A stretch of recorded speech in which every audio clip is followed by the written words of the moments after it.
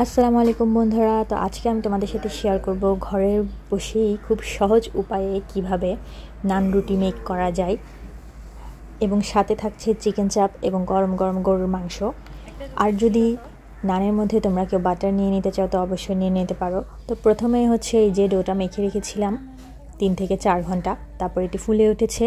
এখন এটির বাবলসগুলো সুন্দর করে বের করে নিতে হবে, অর্থাৎ যাতে বাতাসগুলো সবগুলো বের হয়ে যায় সেভাবেই এটিকে মেখে নিতে হবে, এবং তারপর ছুরি দিয়ে সুন্দর করে সমান ভাগে ভাগ করে নিতে হবে, অর্থাৎ সবগুলো গোল্লা যেন সমান সমান হয়। সেজন্যই আমি এটা ছুরি দিয়ে ভাগ করে নেই, কারণ হাত দিয়ে ভাগ করতে গেলে এটা অ্যাব্রো থ্যাব্রো হয়ে যায়।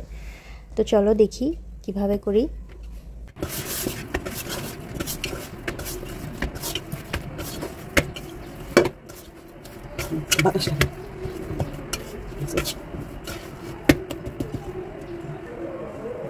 ছুরি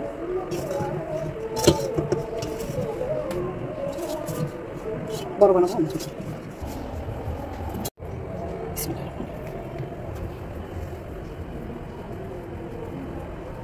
বেলা দাও না, দুইটা বেলা দাও, তারপরে একটা করে দুইটা বেলা দিয়ে ইয়াটা কি করছো পিসটা চিকেনের নর্মালি রাখতেছি, কারণ গরম মাংস আছে তো।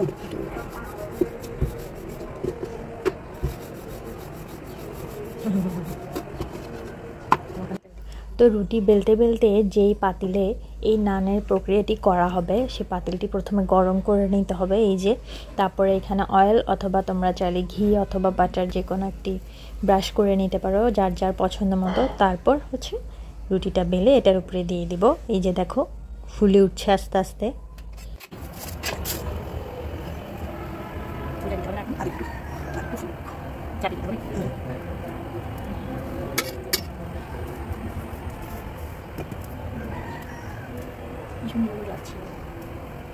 এখন উঠে দাও।